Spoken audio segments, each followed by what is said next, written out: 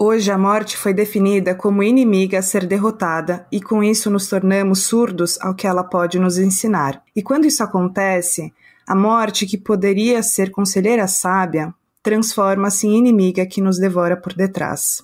Acho que para recuperarmos um pouco a sabedoria de viver, seria preciso que nos tornássemos discípulos e não inimigos da morte. Esse trecho foi retirado do texto A Morte como Conselheira, de Rubem Alves. Eu sou a Vicky Fernandes, publicitária e psicanalista, e esse é o podcast Neurotiquem? Aqui a psicanálise e assuntos relacionados serão abordados com uma linguagem democrática. Fica à vontade, o divã é todo seu.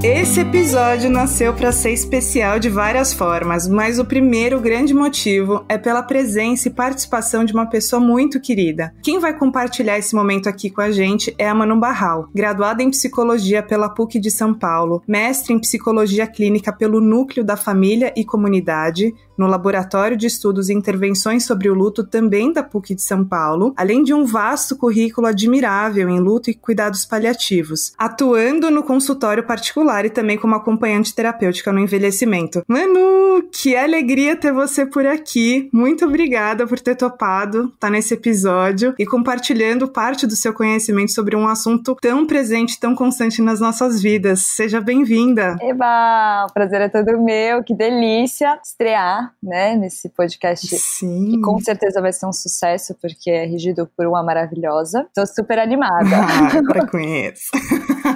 Cara, muito bom, né? E fiquei, assim, pensando muito sobre começar um podcast, o primeiro grande episódio ser sobre luto. No fim das contas, quando a gente fala sobre luto, a gente também tá falando sobre renascimentos, né? A gente tá falando sobre essa finitude da vida que começa, tem um meio e tem um fim também. Então, achei fantástico, achei que calhou super. Quando a gente fala de morte, a gente fala de vida, principalmente. Com certeza. Aliás, você me lembra de uma coisa que é muito bonita. O mestrado da minha sócia, eu já vou fazer um jabá aqui pra ela. Adoro. Ela fez uma inversão daquela fala clássica, né? A única certeza da vida é a morte. O nome é A Única Certeza da Morte é a Vida. Nossa! Então, eu acho que é por aí mesmo. Fantástico. Nossa, pegou fundo aqui essa.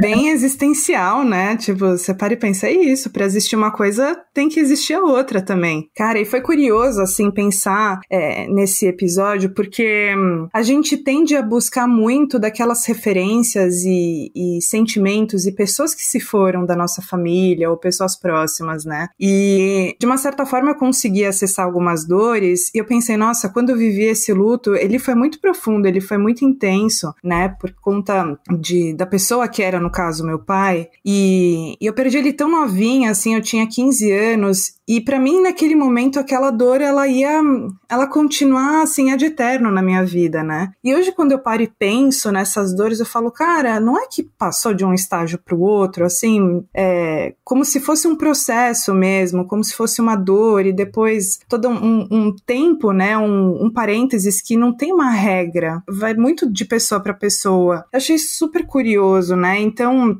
junto com esse movimento de pensar em mortes, assim, que tiveram mais perto de mim, eu acho que, de certa forma, eu também acabei indo lá no Google, assim, coisa que a gente faz, né, rotineiramente, e joguei lá comecei a escrever morte, né? Quando você começa a escrever morte, aparecem sempre umas 10 opções, sugestões do que poderia vir a seguir. E dessas 10 opções, 8 eram sobre Covid. Então, assim, claro, isso quer dizer que a gente tá vivendo numa pandemia, então, no fim das contas, acaba sendo um reflexo do que a gente está vivendo hoje. E eu acho que um primeiro ponto que seria interessante a gente falar é sobre o que está rolando hoje no mundo, no Brasil, né? Quando a gente vê esses números que, pelo menos hoje, a gente tá aí, a gente já passou das 570 mil mortes aqui, e mundialmente já passou de 4 milhões, né? Então você fica pensando, cara, é como se fosse um luto em massa? Isso existe sob uma perspectiva teórica? Existe, e é interessante você ter tocado nesse tema, né? Porque, bom, quando eu estava na minha formação, lá no Quatro Estações, que é um instituto de luto,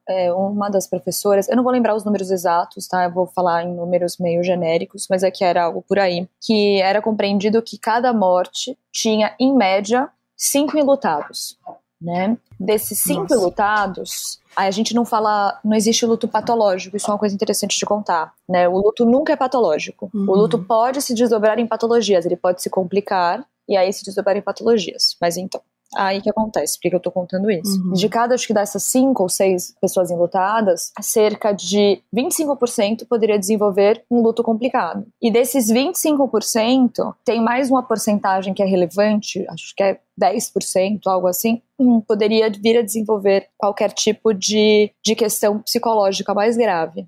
Depressões, pânicos, cisões um pouco mais esquizoides, por aí vai. E isso já era defendido muito antes da pandemia como uma questão de saúde pública, justamente por conta desses números, né? Tendo em vista o número de população e quantas pessoas morrem por dia, principalmente se a gente pensar numa cidade grande como São Paulo. Então, pensando nos números da pandemia, acho que a gente pode pensar no luto também como uma questão ainda mais forte da saúde pública e quase como uma segunda pandemia que vem rolando em paralelo. E muito silenciosa, né, Manu? Muito, muito silenciosa, tendo risco dessas questões mais graves mesmo, né, se desdobrarem nessas questões mais graves. Não, e isso que você falou já era alarmante antes, então quiçá agora que a gente tá numa condição, exato, muito mais exponencial, né? E sabe uma coisa que mexe bastante, assim, como a gente ainda é resistente a questões emocionais, né? Eu tendo a trazer um pouco isso para paciente, de que às vezes o que a gente tá vendo com os nossos próprios olhos, a gente tá vendo a realidade, aquilo que tá ao nosso entorno, né? E quando a gente fala sobre algo que é totalmente abstrato, é totalmente subjetivo, fica muito difícil você tatear, né? Então, por isso que é tão importante a gente, num processo analítico, num processo terapêutico, dar nome a essas sensações, né? Sentimentos, emoções, que você tenta de uma certa forma tatear como se fossem objetos, né? Mas muitas vezes, quando, por exemplo, nessa pandemia, você perde uma pessoa, é muito difícil às vezes você conectar com algum tipo de... tentar trazer um pouco mais para um contexto real, sabe? Porque me parece assim que fica ainda mais distante, porque a pessoa não consegue, não pode viver o processo do perder essa pessoa, né? Então, por exemplo, os velórios, não rola velório quando a pessoa falece de Covid, né? Então, tem essa quebra, esse corte do dia pra noite, dependendo do timing, né? Pessoas que ficam mais tempo na UTI, entubadas, pessoas que falecem muito rapidamente. Então, onde é que fica, né? A parte do dizer adeus, né? Dessa, entre aspas, de uma separação, de um encerramento, né? Como se fosse mesmo uma morte súbita. Acho que fica num lugar de muito trabalho interno. Acho que dá pra colocar assim. Eu posso, né, acho que falar de uma experiência pessoal. Eu perdi meu avô durante a pandemia, não por Covid. O meu avô, ele tinha um histórico importante, demencial, né, com Alzheimer, e ele falece. E minha família é de Salvador, então eu não pude ir até lá me despedir. E essa questão do ritual é tão organizadora, porque por mais pesado e difícil que seja estar lá, tem algo que traz de fato o objeto, a concretude, né, a sensação de passagem. Quando a gente não pode viver isso, parece que a gente de fato não viveu, então fica uma coisa meio... Será que aconteceu, né? Será que aconteceu isso mesmo? Ou será que eu tô tendo um pesadelo? A gente fica meio anestesiado, meio entorpecido, né? Porque isso, eu recebo essa notícia por telefone, o que eu faço com essa notícia? Né? Eu não posso fazer muita coisa, claro, eu vou ter que acessar muito os meus recursos internos para dar conta de algo assim. E talvez em meio a uma pandemia, onde está todo mundo tão fragilizado, né, e a gente vai falando também de uma forma emocional, acho que as pessoas têm mais dificuldade ainda de se conectar com os próprios recursos, né? Acho que isso já é colocado na literatura, que quando tem uma morte sem corpo, por exemplo, por desaparecimento, né, algo desse tipo, um afogamento que não se encontra o corpo, o processo de luto tende a ser um pouco mais complicado, no sentido de isso ser um fator de risco. Então eu fico aqui pensando se essas mortes também sem ritual não entram nesse lugar de fatores de risco para complicações futuras, né? Porque acho que perde o objeto e perde o que se faz com o objeto, que é o simbólico, o ritualístico. Nossa, total, e você falou isso, é exatamente o ponto, né? Porque o lance do ritual, você torna real aquilo que tá aos seus olhos, né? Então essa pessoa morreu, assim, não é, pelo menos particularmente não é a situação mais agradável do mundo, você vê o que a gente... Eu não sei nem se é uma forma muito grosseira falar defunto, sabe? Tipo, ter um defunto ali na frente, uma pessoa morta, você passa a vê-la, e aí dependendo da forma, da intimidade que se tinha com essa pessoa, de encostar, de sentir aquele corpo gelado, né? Já não é mais um corpo operante, já não é mais aquela pessoa. E é muito curioso até como até mesmo a percepção em relação ao seu emocional com aquela pessoa começa a mudar a partir desse momento, né? Então, mas vira algo concreto. É algo muitas vezes tenebroso, é um grande pesadelo viver isso, mas você vê que a pessoa morreu, sabe? Isso marca de uma forma, assim, absurda, né? É como daquelas imagens que a gente nunca vai perder mesmo da memória. Mas ao mesmo tempo, que importante, né? Então, quando desaparece, quando acontece alguma coisa súbita, assim, né? Que é exatamente como você falou, não tem corpo, a pessoa não materializa essa morte, né? Então, cara, como é profundo, né? E como que a gente, como ser humano, precisa ter esse passo a passo para conseguir fazer isso de uma forma mais fluida possível, né? Menos dolorosa possível. Sim, acho que a gente pode pensar, né, antes da pandemia. É interessante que todas as referências que eu vou usando são pré-pandêmicas, mas acho que vale ressaltar que pós não, porque não acabou, mas ao longo da pandemia eu acho que elas só aumentaram de volume, né? Então, assim, antes da pandemia a gente já vinha falando da perda de rituais, e quando eu falo rituais eu não tô querendo colocar em nenhum contexto religioso, né? Eu tô falando de rituais, mesmo que sejam internos, organizadores. Claro que a gente sabe de rituais religiosos de uma forma um pouco mais demarcada, né? Por exemplo, no catolicismo, né? Que fala-se de uma forma assim, usa tal coisa, vai para tal lugar, chora lá, as pessoas vão até você te encontrar, a tal horas você vai, né, fazer o processo de enterrar esse corpo, processo de despedida, ou no judaísmo, né, que fiquem em casa, lá, rasga o lenço, rasga a camisa, não se alimente de nada que você faça, então fique em repouso, espere as pessoas virem te encontrar. Acho que assim, independente desses rituais fazerem sentido hoje ou não, o motivo da existência deles é que justamente eles estão fundamentados no quão desorganizador é esse momento da vida. E para momentos desorganizadores é importante ter lugares de organização. Então, por exemplo, ai meu Deus, perdi alguém, eu não sei o que eu faço, uma pessoa muito importante, estou perdida. Usa isso, vai para tal lugar, fica lá. Lá você pode chorar, vai ter gente com você, você não vai estar sozinho. Então, vai para além do que se diz no sentido pragmático religioso. Acho que isso foi transformado a posteriori, né? Acho que vou pensando muito mais no como as religiões ensinam a gente, né, a partir desses rituais já pré-descritos, como se organizar num momento desorganizador. E, bom, a gente vai se descolando muito, né, muitas vezes desses lugares das religiões em geral, acho que tem todo um movimento aí por diversos motivos sociais, só que acho que ficou faltando algo para colocar no lugar da ritualização, né, ficou muito... privatizado, né, o lugar da ritualização. Acho que dá pra gente pensar assim, né, que é isso, as pessoas não sabem mais, é adequado usar preto ou é muito feio usar preto no velório?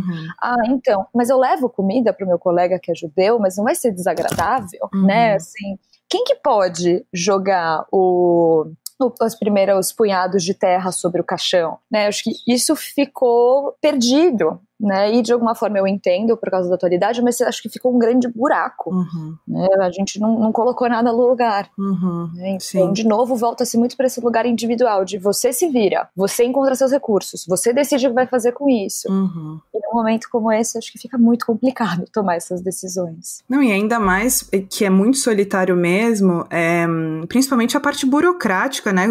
Porque assim, a gente tá falando da morte, ela como uma emoção do indivíduo que ficou aqui, que sente essa falta, mas e toda a parte burocrática, né? De você ter que resolver, muitas vezes pessoas queridas nem sempre vão estar dispostas a ir a um lugar, te encontrar, te ver, porque a gente tá vivendo uma pandemia, entendeu? Tipo, ainda mais o contato, o abraçar, cara, perder alguém e não poder dar um abraço num amigo, numa pessoa que você gosta e que você sabe que vai estar lá pra você, cara, isso é muito mind-blowing, assim, sabe? Total. E assim, você falou da parte burocrática, acho que é importante trazer esse fato, que as pessoas não entram tanto em contato, né? Gente, envelhecer no Brasil é muito. Envelhecer e morrer no Brasil é muito caro. Carésimo, cara, carésimo. É muito caro.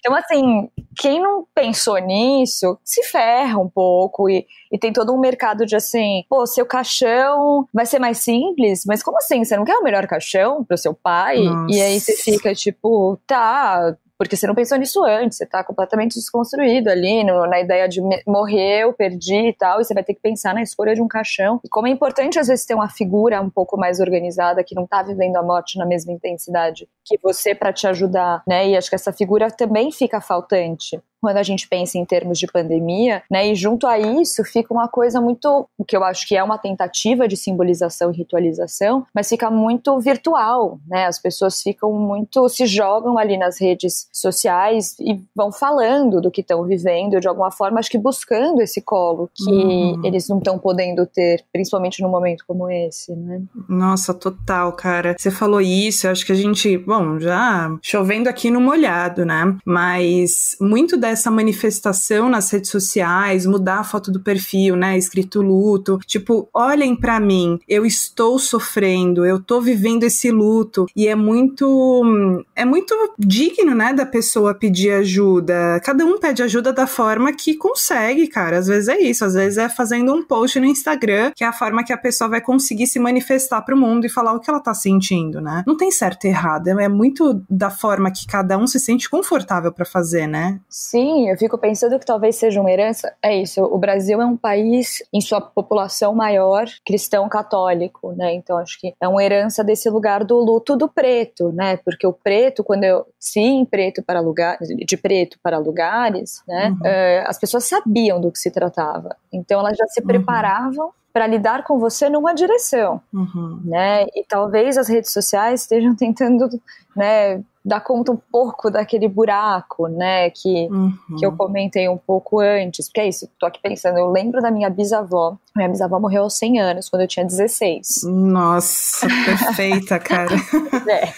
E ela perdeu o meu bisavô, o esposo dela, quando meu pai tinha 18, ou seja, fazer uma linha temporal aí. E eu posso te contar, ela é uma espanhola, de origem católica, né, ela viveu em luto. Eu nunca a vi usando outra cor de roupa, né? Acho que isso, de alguma forma, é muito aprisionador, é muito negativo. Também não é para ir para esse extremo, mas é interessante, porque é isso, era de uma vila muito singela, muito simples lá da Espanha. Todo mundo sabia do que se tratava, né? Dessa pessoa que estava sempre de preto, estava colocada uma perda ali, né? Como se fosse uma ferida, que acho que até retoma uma coisa que você falou, que ela não sana, né, que talvez ela deixe de ser aguda, mas a morte, né, é um processo que nunca acaba, né, a morte, o luto. Então a gente fala que passa-se a não ser dor, passa-se a ter dor durante o processo de luto, e que essa dor vira mais pontual no sentido de convidar você mesmo a olhar para ela, mas que ela vai te acompanhar ad eterno, né? Então, acho que tem um movimento aí que tenta resgatar um pouco das origens, no sentido de demarcar, olha, eu não tô inteira, né? Eu não tô bem, mas que a gente não anda, né, com as mídias sociais abertas na nossa cara, ou pessoas às vezes também não sabem muito. Black Mirror, né? Que apareceu o número de likes e seguidores, bizarro. É isso, as pessoas não sabem também muito como lidar com isso virtualmente, né? Porque também, meus pêsames, dá conta? Acho que não também, né? Ou, tá num lugar melhor. Tá num lugar melhor, então vai você pra lá, sabe? Tipo, como assim? Vai tomar no meio do seu pé.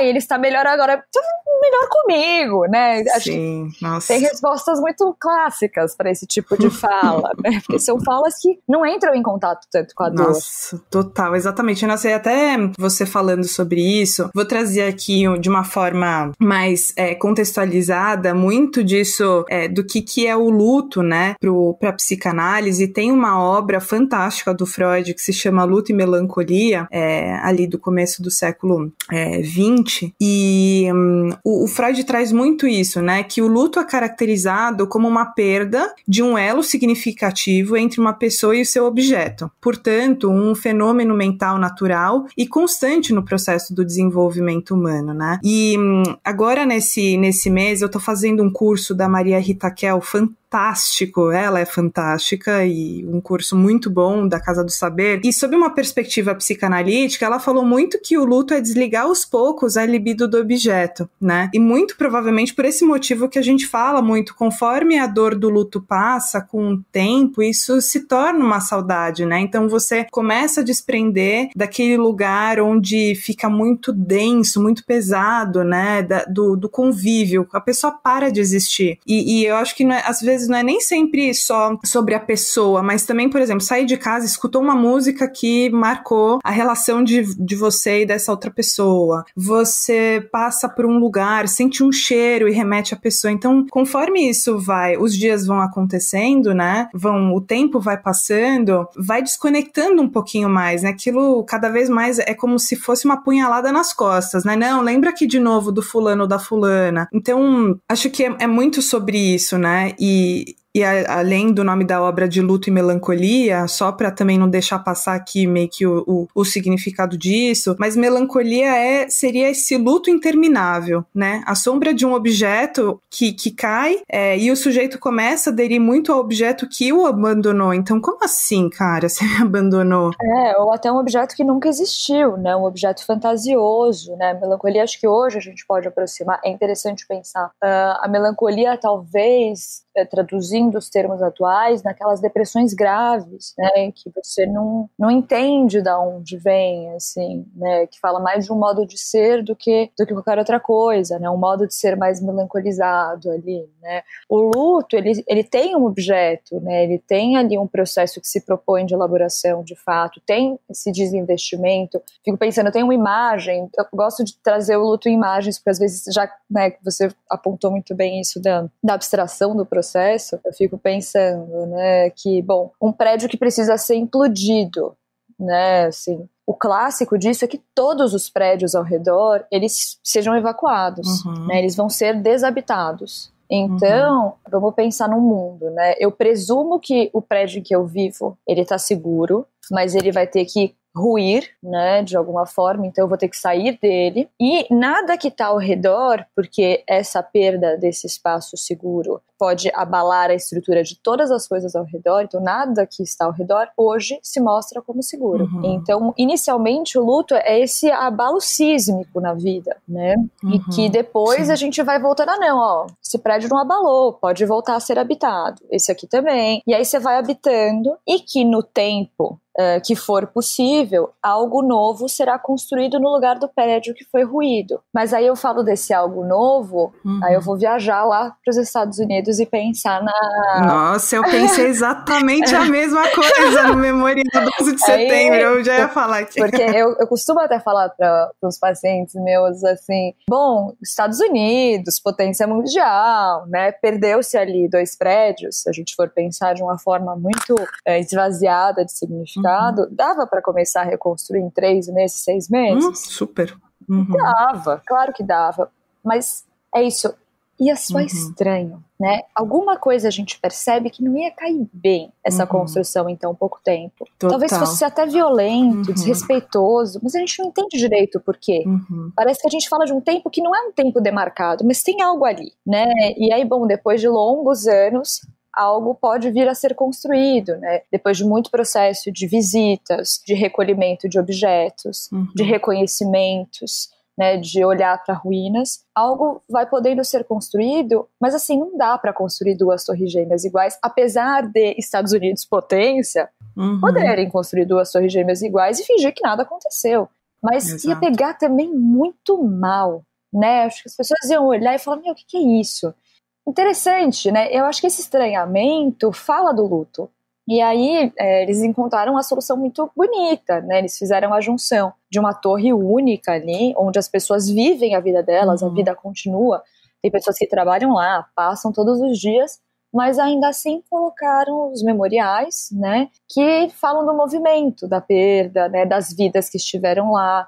Então foi um híbrido, né, e acho que foi uma saída muito bonita que eles encontraram. Então acho que o luto é isso, é estremecer tudo ao redor, junto a isso, não colocar qualquer coisa no lugar e respeitar o próprio tempo, né? E aí eu faço um adendo para quem estiver ouvindo. 2 palavras proibidas no luto: ainda e já. Nossa. Quem fala isso pras pessoas, né? Ai, mas você já tá indo pra festa? Ai, mas você ainda tá assim? Meu, é o tempo da pessoa. Nossa, cara, é um lance de deslegitimar o processo do outro, né? Porque isso não tem regra de tempo, cara. Cada um vive o seu, né? Mas, enfim, o que muito temos hoje na nossa vida são pessoas que não têm muito desse tato, né? Mas, cara, fantástico você ter comentado isso. Eu amei a simbolização. Gosto muito de tentar sempre trazer isso para exercitar mesmo, para facilitar esse processo. Mas uma coisa também que me chamou muita atenção, eu tive a oportunidade de visitar, muito um pouco a contragosto, porque eu não queria ver, muito doido, né? Mas eu fui ver, enfim, porque eu acho que precisava ver, sei lá, porque mas ficou muito simbólico, porque são justamente onde estavam as 2 torres, ficou um buraco, vamos dizer assim, né? Óbvio, todo um mármore, sei lá, concreto, um negócio super bonito, com águas também, né? Então essa fluidez, eu acho que ela traz muito esse dinamismo de uma nova vida. O que vem depois disso, não sei, eu acho que realmente aquilo pode ficar de eterno por ali. Mas, e aí eu fui mais longe, eu fui no museu. E assim, gente... Fui também, ainda fui com fone, gente. Nossa, não, assim, a imersão real ali, e é um negócio meio claustrofóbico, né? Eu saí muito zoneada da cabeça, fiquei um pouquinho arrependida de ter ido, mas ao mesmo tempo gostei da provocação para comigo mesma, sabe? Mas nossa, você fala assim, cara, você se coloca no lugar do outro, você se aproxima das histórias, você vê as fotos, e você fala, meu, vi isso pela televisão quando eu tava na escola, a gente tava Aliás, gente, deixa eu fazer um parênteses aqui. Só dar uma cortada nesse assunto mais intenso. A Manu e eu nos conhecemos, eu não sei nem faz quanto tempo. Acho que desde os 6 anos de idade. Cara, desde os 6 ou 7 anos. Isso faz um bom tempo. Não vou... Não vou falar. Eu vou falar sim. Vou falar. Como assim? A gente tá falando aqui de finitude, vamos falar do quanto de vida a gente tem também. Ai, eu amo. Gente, a gente se conhece há muitos anos. E quando rolou isso, do 11 de setembro, eu ouso dizer que talvez a gente tava até na mesma sala. Acho que sim. Que levaram até a TV. Não foi isso? Levaram? Foi. Levaram. De tubo. Sim, de tubo num móvel de madeira, né? Que tinha rodinha pra ir. Colocaram pra gente assistir, né? O que tava acontecendo. Foi bizarro, muito intenso, cara. Né? Isso. Muito e bom, acho que dá pra falar, né? Luto coletivo. Luto coletivo é um tema super importante, né? Porque a gente, no luto coletivo, a gente perde o símbolo que a gente investiu, né? O significado que a gente investiu no outro. Então, nesse caso, a potência dos Estados Unidos talvez estava colocada em xeque, mas lembrei do Ayrton Senna, né? Dos Mamonas Assassinas. Nossa, sim. Às vezes são as primeiras experiências de perda que a gente tem, né? Essas mais coletivas. Eu lembro nitidamente da morte dos Mamonas Assassinas, assim, porque foi um negócio, foi uma tragédia de um tamanho, e eu acho que aconteceu antes que as Torres Gêmeas, né? Foi antes, sim. Foi bem antes. 1900 e bolinha, Nossa, eu lembro muito, assim, eu lembro de ver na TV, eu lembro, cara, e aquilo foi muito marcante pra mim, e eu não, óbvio, eu não fazia aquela sinapse, né, do que tá acontecendo, pra mim era um avião caiu, mas o que acontece depois disso, né, tem um país em luto, né, e nossa, cara, profundo. É bem assustador, né? E acho que a gente que era criança na época, bem novinhas, a gente não se conhecia ainda, né? Mas acho que os pais tiveram que ter os seus recursos aí para dar conta dessa experiência, enquanto eles também viviam a perda de 5 jovens muito promissores, né? Que estavam trazendo um pouco de alegria aí pro país, né, da mesma forma que o Ayrton. Exato, olha, eu vou até pegar esse ponto como gancho, e disso que a gente fala sobre reconhecer o luto, e por exemplo, como você mesmo disse, como esses pais tiveram que explicar para essas crianças, né, as crianças dos anos 80, 90, o que estava acontecendo ali, né, que morte trágica foi aquela que aconteceu, e eu queria trazer um ponto, um trecho, né, uma parte da sua dissertação, Manu, e gente, assim, parênteses, eu tive o grandíssimo prazer de ler, sabe? Eu tô me sentindo muito privilegiada. Ai, para, boba. Mas, cara, um ponto que me chamou muito a atenção, Manu, foi sobre o luto não reconhecido. E muito retirado, eu fui atrás um pouquinho mais sobre, como se diz, esse luto e a FENO, e eu coloquei aqui, abre aspas, é cada vez mais perceptível o quanto o mundo ocidental evita a angústia e busca a neutralização do desconforto e da dor psíquica. E junto com isso, vou aqui fazendo um gancho atrás do outro, me lembrou o filme da Pixar, Viva, A Vida é uma Festa, que é uma forma foi incrível como eles trouxeram a morte, ilustrada nessa linguagem que aproxima todas as idades, né? Então, achei fantástico a forma como eles abordaram, mas queria falar um pouquinho, assim, e ter muito da sua percepção sobre esse luto não reconhecido, sobre esse lance cultural, que algumas culturas, elas olham para a morte sob uma outra perspectiva que não a daqui do Brasil. Enfim, vamos entrar nesse terreno aí do não reconhecimento. Vamos lá. Tem um outro filme que eu gosto também para criança, já vou aproveitar para falar. Não para criança, para crianças eternas, né, adultos, por aí vai. Que é o Festa no Céu, que é bem bonito também. Nossa, você me recomendou e eu vi, eu chorei largada vendo esse filme, meu Deus, lindo. Mas é um filme, são filmes que trazem uma felicidade também, né, isso que é muito legal desses filmes. Então, acho que, fala, né, um tanto daquilo que a gente foi pensando sobre a questão dos rituais, né, o México não nega a existência da perda, muito pelo contrário, aproxima a existência da perda. Eles têm até o Cholo, o cachorro da passagem, né, que é bem interessante, que aparece até no filme. Então, que é esse cachorro que ele é um cachorro de rua, né, que é tão simples, a gente brinca com ele, ele vai e brinca com as pessoas que morreram. Então, tem uma proximidade muito grande, né, entre quem está longe fisicamente, né, fala de estar perto existencialmente. Mas quando a gente pensa então na sociedade atual, nossa, nem lembrava que eu tinha escrito isso, gente, que engraçado, foi eu que escrevi esse pedaço, então tá bom. Mas assim, quando a gente pensa na sociedade atual, a gente pensa numa sociedade que não tem tempo. A gente vive em pressa e a gente vive produzindo.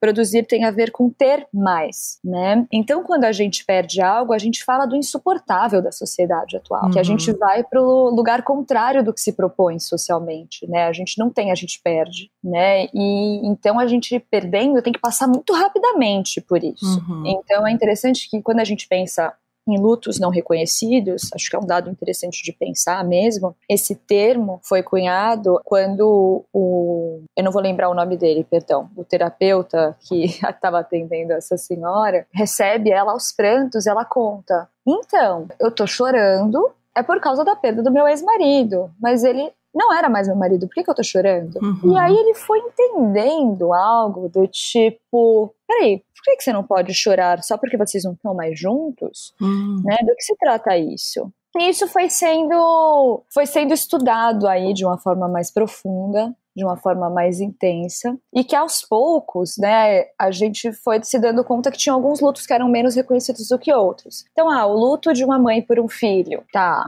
então esse luto é mais reconhecido do que o luto da perda de um animal de estimação, talvez. Né? Era só um bichinho, né? O luto não reconhecido entra no lugar social de que a sociedade não reconhece o luto como existente, o luto dessa pessoa como algo relevante, existente, e muitas vezes a sociedade também não reconhece a pessoa como capaz de viver o luto. Então, uma pessoa demenciada, não conta pra ela porque não vai viver o luto. Uma criança, não conta porque não vai dar conta da experiência de luto. Tentando, entre aspas, proteger, né?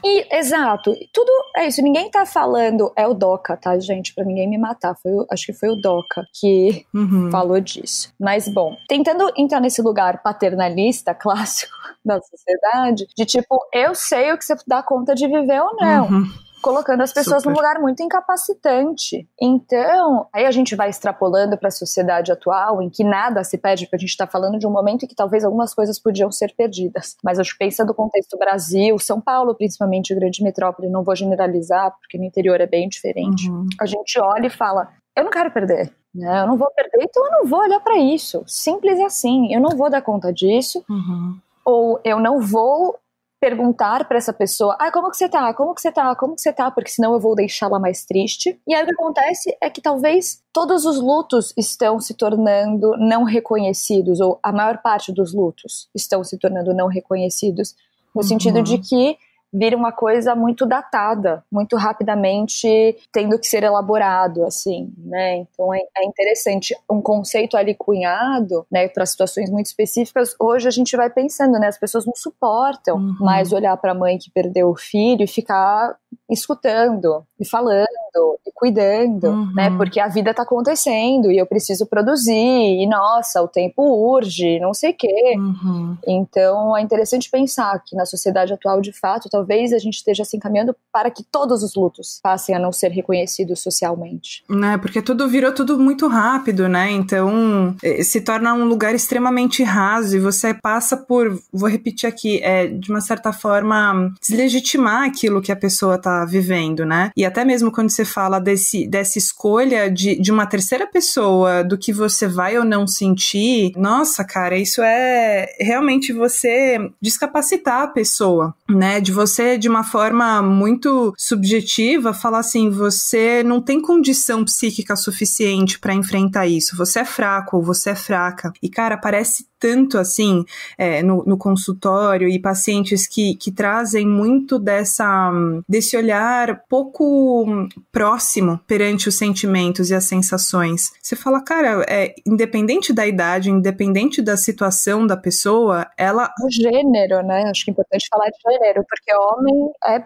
banido desse rolê de poder perder alguém. Homem não perde, né? Assim. Nossa, mas eu acho que isso dá tanto pano pra manga falar sobre essa masculinidade, enfrentamento de dores e de perdas, que, nossa, cara, assim, enfim, não, acho que nem enviesaria pra esse lado, porque a gente vai ficar aqui tricotando, vai ser lá quanto tempo. 40 e volta. Nossa, e olha, eu vou fazer um gancho aqui com também um outro trecho da sua dissertação que me chamou muito a atenção, e, cara, assim, essa pegou aqui, ó, dentro do coraçãozinho, que o luto é uma experiência com marca temporal, onde aquilo que se perdeu não voltará mais, pelo menos não do modo como vivido anteriormente, a marca da irreversibilidade. Cara, meu Deus.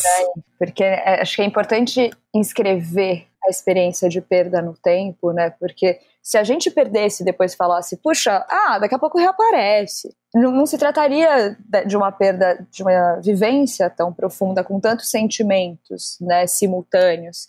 E acho que essa marca da irreversibilidade, ela traz essa profundidade de dor, né, que é entender que eu nunca mais vou viver isso. E eu quis colocar de uma forma sem o objeto real, no sentido de uma pessoa, porque existem os lutos simbólicos, né?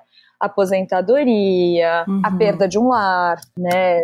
Se a gente pensar os refugiados, né? São pessoas que eles não podem voltar. Nossa, o que tá rolando agora no Afeganistão também. É isso, né? Uma perda, é diferente dos imigrantes que falam, posso voltar eventualmente, é uma escolha, né?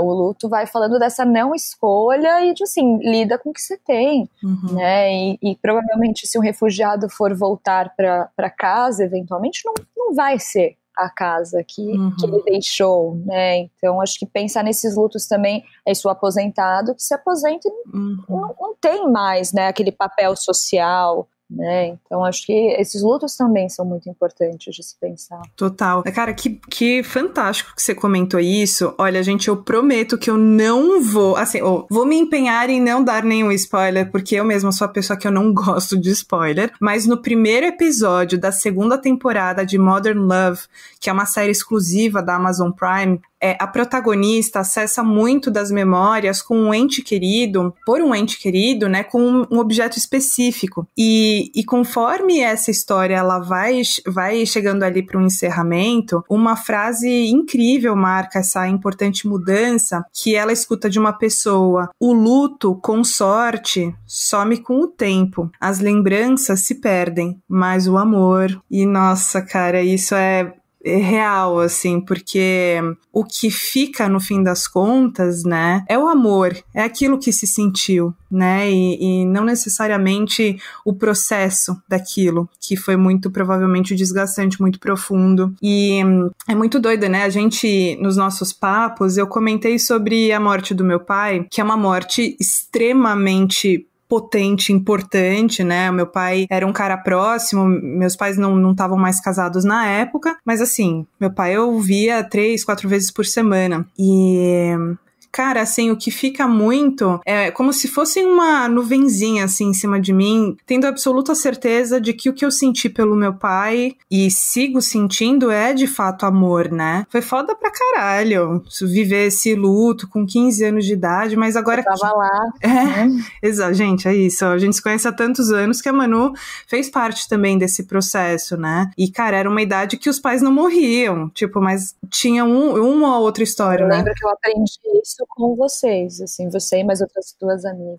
Exato. Nossa, e foi muito curioso, vou até citá-las aqui, 2 amigas muito próximas, éramos um trio mais próximo, e cara, assim, uma coincidência, sei lá, um pouco fatal do destino, justamente nós 3 perdemos os nossos pais, assim, uma delas teve uma perda um pouco mais cedo, uns 4, 5 anos antes, e depois essa segunda amiga, o pai dela faleceu exatamente um ano antes que meu pai, né, se eu não me engano, foi dia 10 de janeiro. Meu pai faleceu dia 2 de janeiro de 2006. Mas enfim, isso eu tô aqui abrindo aqui as cartas, abrindo aqui minha vida pra falar que, cara, por mais que não gostaria de sintetizar tudo isso que a gente falou com tipo, o amor salva. Porque, cara, quem tá vivendo um luto agora de uma forma aguda, foda-se o amor, eu tô sentindo uma puta de uma dor e isso tá machucando de... Me devolve, né? Me devolve esse objeto, me devolve essa pessoa agora. Mas, cara, isso me marcou tanto. E a gente conversou ontem rapidinho, eu vi que você também viu o episódio.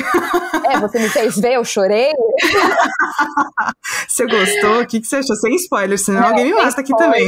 Claro que eu sou psicóloga vive de spoiler, né? Porque as pessoas vão, eu vi, quem me conta, né? Então, sim, exato, é verdade. Mas assim, acho que pontos interessantes de contar. Eu pensei em 3 coisas para não perder a linha de raciocínio. Uma, depois que eu vi, eu mandei uma foto até pra Vicky de uma aula que eu dei que tem 2 frases do Parks, que é o cara do luto, não tenho o que falar, que uma delas é: o amor é a fonte de prazer mais profunda da vida, ao passo que a perda daqueles que amamos é a mais profunda dor. E a outra é: amor e perda são faces da mesma moeda. Então acho que é muito relacionado a isso que você falou, né? E que não à toa, acho que, né, você é da psicanálise, eu não sou, mas eu vou tomar emprestado esse termo, né? Eu acho que a gente se utiliza de objetos transacionais. Super, né? super. 100%. Pra lidar com essa dor, né? Não à toa, assim, eu vou escutando casos e pacientes, assim, peguei um cobertor, peguei um moletom. Sim. É claro que tem alguns objetos mais duros, assim, peguei um livro, né? O livro você também abraça, às vezes peguei uma mesinha que tem uma história, mas é interessante às vezes a busca por um objeto mais gostosucho, assim, né? Que te abraça, como se a presença da pessoa estivesse lá. Mas, assim. Desculpa te interromper, mas só fazer aqui um asterisco. Gente, objeto transacional...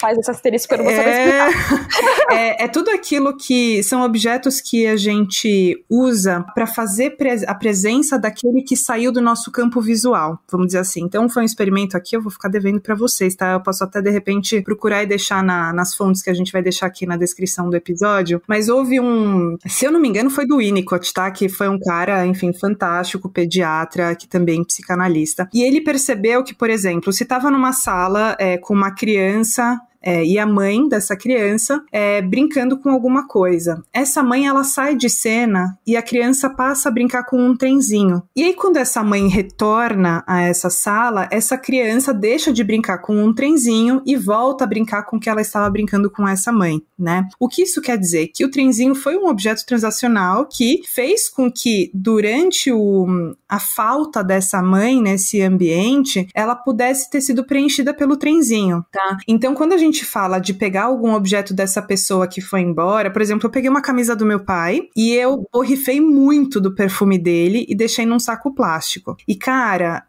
aquilo me marcou tanto, mas depois de um tempo, acho que depois de uns 13 anos, 12 anos que ele tinha morrido, eu eu resolvi doar a camisa. Eu falei, gente, chega assim, deixa eu cortar logo esse elo. Porque era sempre aquela camisa que toda vez que eu olhava eu lembrava dele. Isso aí você pode pensar, porra, mas isso é bom.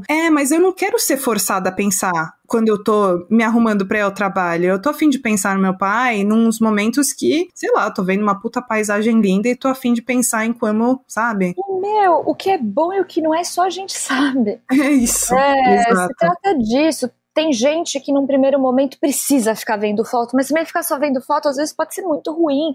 Mas para algumas pessoas a pessoa não quer ver foto de jeito nenhum, e aí quando consegue ver foto tem um significado, né? Não é preto no branco. Não tem uma regra, né? Mais uma vez, não tem uma regra, isso, né? O que se pode experimentar. Por isso que assim, todos os pacientes que vivem o luto precisam de um acompanhamento terapêutico? Não necessariamente, né? O luto faz parte da vida, né? Talvez algumas pessoas que entendam que não vão dar conta daquele momento sozinhos, né? Ou que não tem uma rede de suporte ou algo assim, venham a precisar mais, né?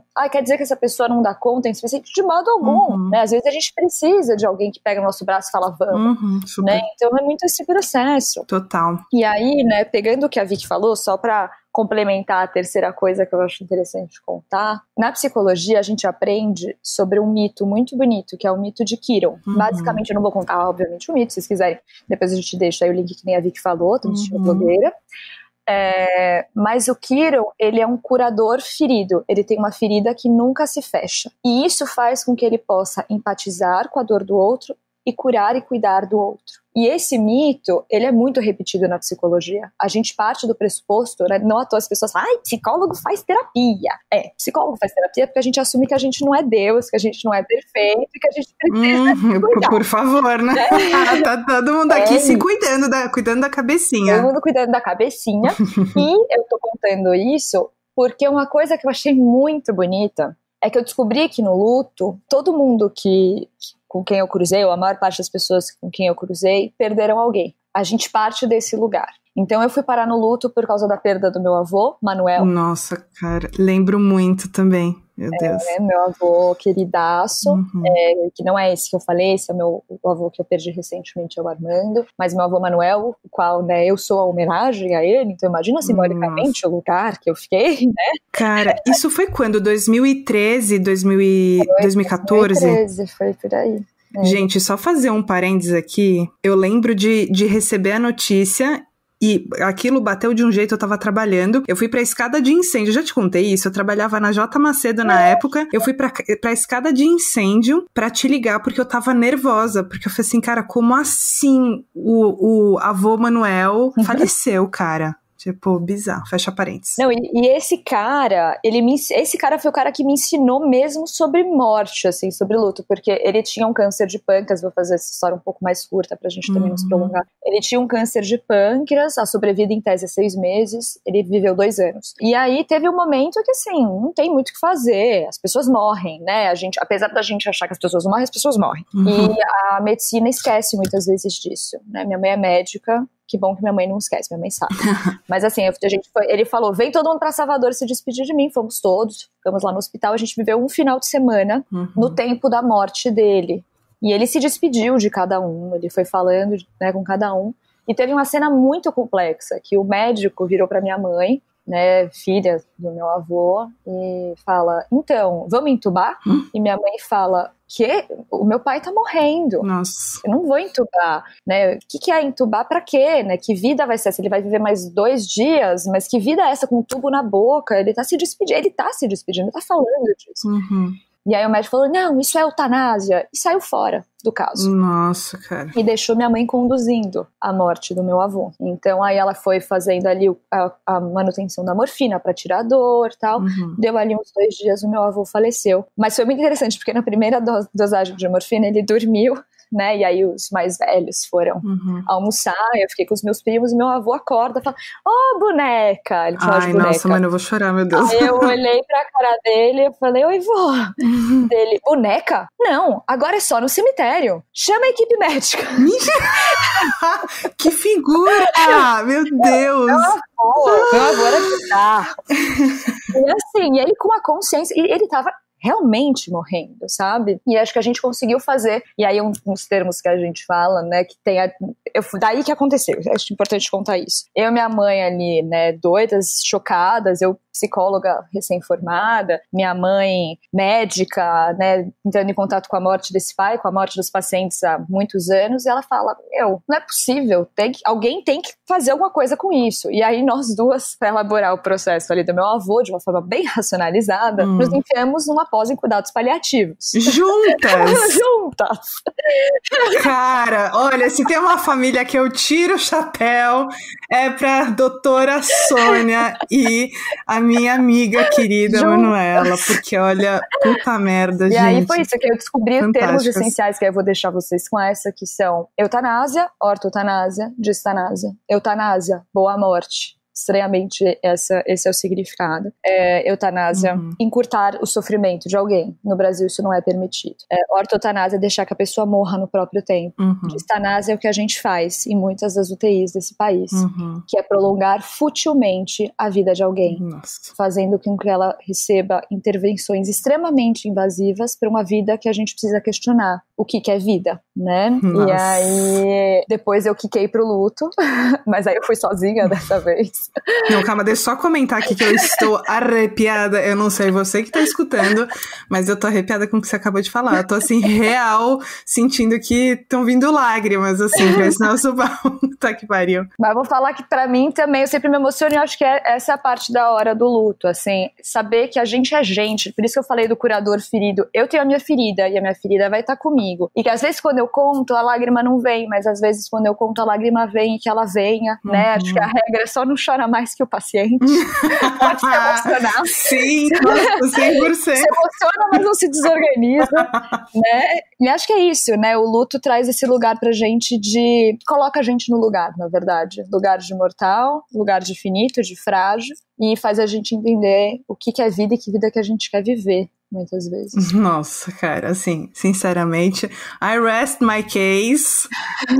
Olha, daria pra acabar agora esse episódio da forma mais, cara, existencial possível. Nossa, fantástico que você trouxe. Manu, eu abri uma caixinha de perguntas ali no meu perfil pessoal, questionando as pessoas se elas pudessem ter um espaço para falar sobre luto, quais perguntas elas fariam. E eu selecionei algumas aqui. Vou preservar a identidade das pessoas, tá? De repente, pro futuro, vou perguntar se elas querem ou não. Eu tô ainda começando, né? Baby steps aqui. Mas tenho duas amigas muito próximas que fizeram uma pergunta muito parecida, que é: como lidar com a ansiedade da perda? E aí eu entendo muito do tipo, sei lá, você tem uma pessoa que é mais velha, um avô, uma avó, ou sei lá, alguém que tá num processo que você vê que a morte tá mais próxima, isso é muito curioso também. E aí uma outra que foi esse lugar muito similar, que é esse preparo do luto com as pessoas que ainda estão vivas, né?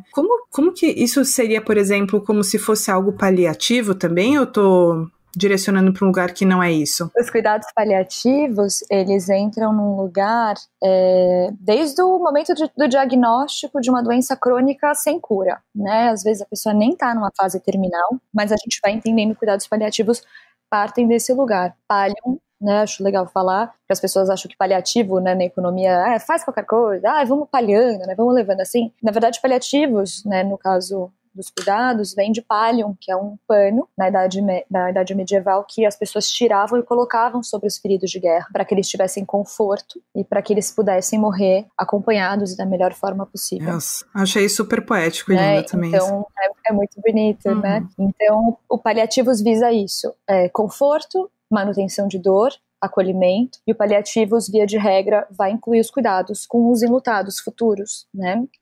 Então, nesse sentido, os paliativos seriam uma coisa mais da equipe, de ajudar essa família, né, a viver esse momento, entendendo que esse é um momento de dor e que a dor não é retirável, né? E talvez para o familiar, para a pessoa que está vivendo isso, eu vou usar um termo estranho, mas é um termo também de antigamente. Eu acho que a gente tem que aprender a curtir a dor, curtir a pessoa, entendendo que é isso. As pessoas não são eternas aqui, né? Talvez elas nos acompanhem eternamente. Sempre vai ter aquela, nossa, o que fulaninho faria, né? O que meu avô acharia do meu mestrado, né? Acho que isso vem. Ele estaria muito orgulhoso, né, meu bem? Porque assim... Eu espero que sim, porque eu ralei. Ralei não foi pouco. Eu vou. Mas assim, quando eu falo curtir, eu acho que é importante, né, descolar do significado de curtir atual, que atualmente curtir é curtição, né, agito, é balada, mas curtir vem de um termo da cozinha, que é que nem quando as pessoas falam dessalgar, né, mas você fala, vou deixar a comida curtindo, que serve para tirar o amargor. Nossa. Então, curtir nesse sentido de estar junto, de viver essa vida, né, de fazer o que você acha que faz sentido. E quando eu falo fazer o que faz sentido, não é só fazer as pazes, não. Às vezes é dar bronca mesmo na pessoa que tá fazendo besteira, para você viver aquela relação da forma mais inteira que você puder, né, aí nesse vínculo, para quando a perda acontecer, você pelo menos ter isso com você, né? Então não dá pra gente evitar a dor da perda, mas acho que dá pra gente cuidar de quem vai embora e do que essa pessoa vai deixar na gente. Então é viver a perda, em última instância. Cara, assim, eu vou passar hoje o dia inteiro, assim, vivendo tudo que a gente tá falando aqui. Cara, veio uma outra pergunta de uma amiga muito, muito, muito criativa, que você, inclusive, conhece. Eu adorei a abordagem dela, que é: se a morte fosse melhor abordada na escola, lidaríamos melhor com o medo dela? Não sei se com o medo, mas porque é isso, né? Medo foi. Não tem como controlar, cada um sente o mas seu. Mas acho que a gente lidaria de uma forma... eu acho que ela seria mais presente na nossa existência, então a gente não trataria como algo a ser combatido, né? Não à toa esse texto abre aí, né, a morte como conselheira. Talvez ela fosse se tornar uma conselheira em vida, né? Porque muitas pessoas falam, eu já passei por alguns atendimentos, falam, eu deveria ter feito, não sei o quê. Será que se a pessoa se desse conta, né? A gente sabe que a gente vai morrer, mas se essa pessoa se desse conta que a gente é finito a todo instante, será que ela não teria realizado outras coisas, né? Será que talvez outras escolhas não teriam sido feitas? Então sim, e até a Lelê, vou ter que falar da Maria Helena Pereira Franco, minha orientadora, a dona do luto. Dona de tudo! Usa. Ela vai falando de como falar com a criança. Fala, olha, morreu, né? Às vezes é contar, morreu. Ai, dormiu. Não dormiu. Morreu. Deixa eu te explicar o que é morreu. E quando morre, dói, é triste. Papai, mamãe, titia também ficam muito tristes e você também pode ficar, né? E qualquer coisa você me fala. E se você vê papai ou mamãe chorando, a gente pode, né, se abraçar e por aí vai. E talvez a morte não fique nesse lugar de eu não posso olhar pra isso, né? Que são as respostas clássicas de estar num lugar melhor. Quem fala estar num lugar melhor é porque a pessoa não quer entrar com a possibilidade de fragilização. Ela quer fazer algo para tirar a sua dor, mas ela não quer se fragilizar frente a isso, né? Então tem todo esse cuidado com as crianças quando a gente vai falando, claro, usando a terminologia, não é morreu, pronto, virou defunto, né? Mas é usar as palavras que a criança pode vir a conhecer, explicar de forma cuidadosa, do jeito que as crianças podem entender. Como, por exemplo, esses lindos filmes que a gente está falando aqui, né?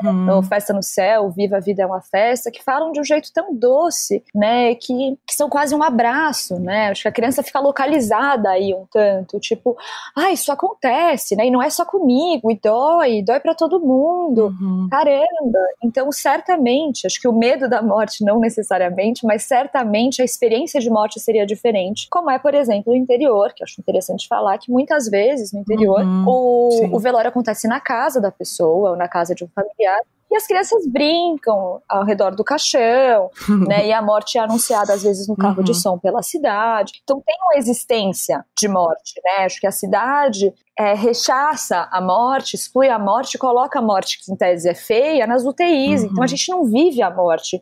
Então, quando ela chega perto da gente, a gente se sente quase amaldiçoado. Nossa, total, sim, total. Nossa, mano, não é isso, você trouxe... Cara, eu dei risada aqui comigo, né, rindo com muito respeito e muita empatia, óbvio, do carro de som, né, porque é isso, ela precisa existir, ela tem uma presença, tá acontecendo, por que deixar isso só pra UTI, se ela tá acontecendo? E ela acontece todo dia, ela acontece toda hora, no mesmo passo que a morte acontece, a vida continua acontecendo também. Nossa, cara, olha, eu não tenho palavras para falar do orgulho que eu sinto de toda a sua trajetória e da felicidade de ter você aqui nesse primeiríssimo episódio do podcast. Não poderia estar mais grata, até, inclusive, da nossa amizade. Acho que o primeiro ponto da nossa amizade.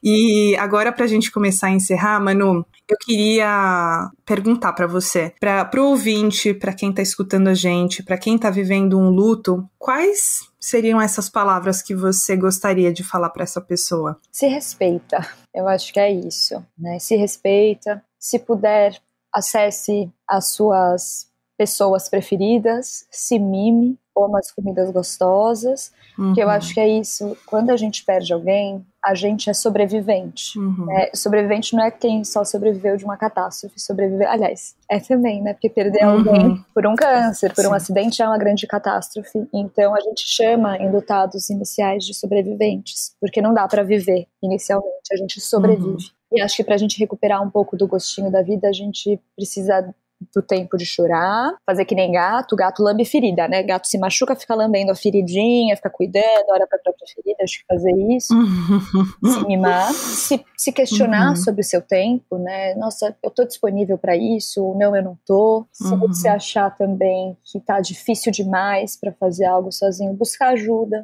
acho que é importante, né? Mas entendendo que você é a métrica, sempre, para a sua experiência de dor. Porque só você sabe o que você viveu com essa pessoa, então só você vai saber o que você perdeu, né? E a morte abre para muitas primeiras vezes. E toda primeira vez é desengonçada, né? Então a primeira vez que eu vou, né? Se imagina, eu fiquei viúva, a primeira vez que eu vou sair com uma pessoa, a primeira vez que eu vou escrever viúva no papel, né? Então assim, se autoriza. É estranho, né? Porque eu tô falando uma coisa que parece um pouco óbvia, mas talvez no mundo que a gente vive não seja tanto. Né? Se autorizar essa reconstrução, né? É isso. Nossa, cara, olha, assim, eu não sei vocês que estão escutando, mas eu mesma acho que eu vou passar um bom tempo ainda assimilando tanta informação importante que você passou aqui, Manu. Então, obrigada mais uma vez pela sua disponibilidade, pela sua atenção, pelo seu carinho. Não só aqui no episódio, mas com certeza o carinho com tantas pessoas que te procuram e que são atendidas por você. Acho que essas pessoas são todas muito sortudas por ter você por perto. Então, muitíssimo obrigada pela sua participação. Não, agora eu que vou agradecer. Ah, então tá bom. Me dá licença. Primeiro eu vou falar que eu amo você, né? Eu tenho um orgulho danado. Acho que essa inauguração, acho que fala também de uma concretização de um grande sonho seu, de um processo longo seu. Isso me deixa, assim, babando na minha amiga. Que delícia ter amiga que a gente aponta e fala, minha amiga, hein? Então, você é uma delas, com certeza. A Vicky tem feito um trabalho interno tão bonito para chegar nesse trabalho externo que vocês estão vendo, pelo menos hoje, com esse primeiro encontro aqui. E acho que vamos celebrar a nossa vida juntas, né? A nossa amizade, porque acho que é isso que a gente tem de mais precioso, é isso que a gente leva da vida, na verdade. E, gente, indico muito a Vicky. Perfeita. Estamos nos indicando, Manu. Você é demais, te amo muito, obrigada pela participação. Também, meu amor.